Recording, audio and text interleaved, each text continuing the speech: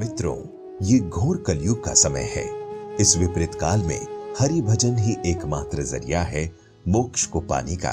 जो हरि का नाम लेगा, हरि उसे बचाने कलयुग में भी भगवान बनकर स्वयं प्रकट होंगे। इसी कड़ी में हम लेकर आ रहे हैं कलयुग की कुछ ऐसी गाथाएं जिन्होंने धर्म में हिंदुओं की आस्था को और ज्यादा प्रबल किया। तो चलिए अब आज की कथा शुरू करते हैं। इस सीरीज में इस बार हम ऐसे एक महान कृष्ण भक्त की कहानी बता रहे हैं जो धर्म से तो मुस्लिम थे, लेकिन उनमें हरि भक्ति ऐसी थी जो बड़े बड़े ऋषि मुनियों में भी दुर्लभ थी। वर्तमान के बांग्लादेश के यशोहर जिले में एक छोटा सा गांव बूडन था। इसी गांव में एक गरीब मुस्लिम परिवार रहता था। इसी परिवार में हरिदास खां का जन्म हुआ था। पूर्व जन्म के संस्कार ही थे कि बाल्यकाल से ही हरिदास की श्रद्धा हरि नाम जपने में थी। किशोर होते ही उन्होंने वैराग्य ले लिया, गृह त्याग कर दिया और वन ग्राम के समीप जंगल में कुटी बनाकर रहने लगे। हरिदास खान बड़े ही शांति प्रिय व धैर्यवान साधु थे। क्षमा उनका गुण था तो निर्भयता उनका आभूषण थी। उनकी आवाज में बड़ा ही माधुर्य था। वो प्रतिदिन 3 लाख हरि नाम का जाप करते थे। जाप भी उच्च आवाज में करते थे। किसी ने उनसे जोर जोर से जाप करने का कारण पूछा। महाराज, क्या भगवान को कम सुनाई देता है जो आप इतने उच्च स्वर में जाप करते हैं, या कोई अन्य कारण है? भक्त, ये हरिनाम बड़ा ही अलौकिक है। इसका श्रवण मात्र ही प्राणी को इस नरक से मुक्त कर देता है। मैं इसी कारण जाप उच्च स्वर में करता हूँ कि इस निर्जन वन में जितने भी जीव जंतु हैं, वातावरण में कितने ही प्रकार के अदृश्य कीट पतंगे हैं, ये सब इसका श्रवण करें और भव से पार हो जाएं। हरिदास जी बोले। उनकी बात से वो व्यक्ति संतुष्ट हो गया। उनकी ख्याति बढ़ती जा रही थी। कितने ही लोग अपना आदर्श मानकर उनके भगवत भक्त हो गए। उनकी ख्याति से कुछ लोग चिढ़ते भी थे, जिनमें रामचंद्र खां नाम का एक जमींदार था। उसने उनकी साधना और कीर्ति को नष्ट करने का षड्यंत्र रचा और एक वैश्या को धन का लालच दिया। वैश्या तो धन की दीवानी थी ही, उसने तत्काल सहमति दे दी। रूप और सौंदर्य की साक्षात मूर्ति उस वैश्या ने श्रृंगार किया और रात्रि के समय हरिदास जी की कुटिया में पहुंच गई। लेकिन वो तो भगवान की आराधना में लीन थे। उनका मनोहर रूप देखकर वैश्या उन पर आसक्त हो गई।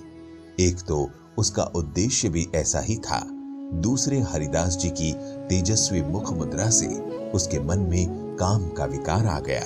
वो निर्लज होकर निर्वस्त्र हो गई और रात भर उनके साथ कुछ चेष्टाएं करने का प्रयास करती रही। रात्रि भर वो वैश्या हरिदास जी की समाधि भंग करने का प्रयास करती रही, परंतु सफल न हो सकी। प्रातः काल होने पर उसने अपने वस्त्र पहने और चलने को तैयार हुई। देवी, क्षमा चाहता हूँ, समाधिस्थ होने के कारण मैं आपसे बातें न कर सका। आप किस प्रयोजन से आई थी? वो मुस्कुराकर चली गई। 3 रात लगातार वो अपने प्रयास में विफल रही। वो साधु किंचित मात्र भी अपने तप से नहीं टिका था, जबकि उस वैश्या के कानों में निरंतर हरिनाम की आवाज गूंजने से उसका अंतकरण शुद्ध हो गया था। वो 4थी रात्रि भी आई। हरिदास जी उस वक्त भी पूर्ण भाव से भगवत भजन में लीन थे। इतने लीन थे कि उनकी आंखों से अश्रुधारा बह रही थी। वैश्या को आत्मग्लानि हो उठी। ये साधारण साधु नहीं है। वो सोचने लगी, जो मुझ जैसी परम सुंदरी की उपस्थिति का आभास तक नहीं करता, वो अपनी ही धुन में लीन रहता है, तो निश्चय ही इसे किसी अलौकिक आनंद की प्राप्ति हो रही है।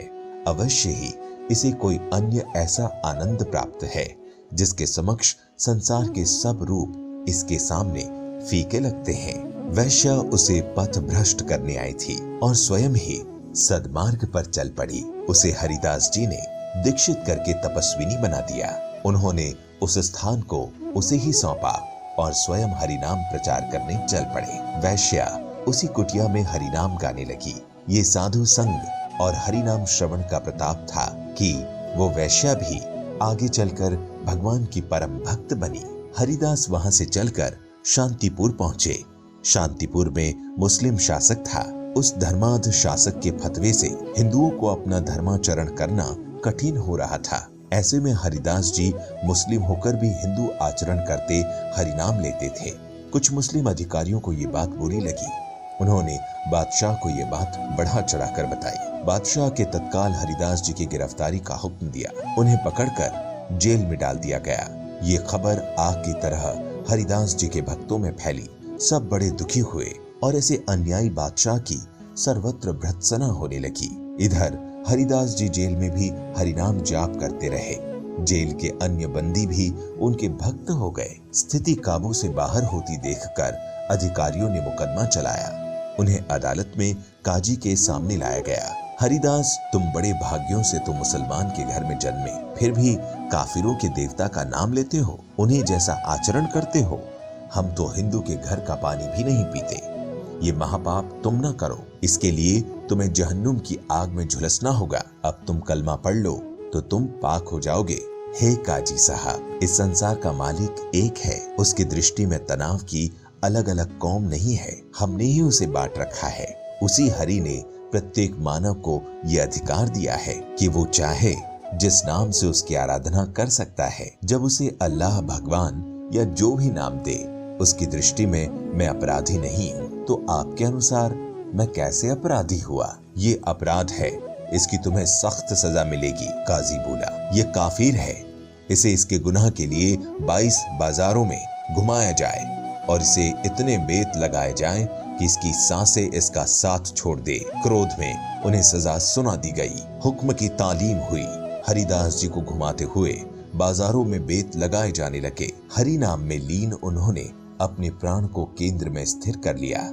बेतों की मार से उनके मुख से उफ तक नहीं निकली। मारने वाले थक गए, परंतु पीटने वाला अडिग रहा, क्योंकि उन्होंने अपने प्राण केंद्र में स्थिर किए हुए थे। इसीलिए सिपाहियों ने उन्हें मरा जानकर गंगा में फेंक दिया। परंतु जिसके जीवन की डोरी स्वयं जगन्नाथ ने पकड़ी है, उसे कौन मार सकता है? वे चेतन होकर जीवित गंगा से निकल आए। अधिकारियों ने जब ये सुना तो भयभीत होकर हरिदास जी के पास पहुंचकर और उनके चरण पकड़ लिए। संत ने उन्हें माफ किया और हरि नाम का जाप करते करते वहां से चले गए। क्या आपको हमारी आज की ये वीडियो पसंद आई होगी? अगर आई हो तो वीडियो को लाइक करने के साथ साथ अपने मित्रों और रिश्तेदारों के साथ शेयर जरूर करें। साथ ही ऐसी ही और कथा के लिए हमारे YouTube चैनल कलयुग को सब्सक्राइब करना ना भूलें। फिलहाल आज के लिए दें इजाजत। आपका बहुत बहुत शुक्रिया।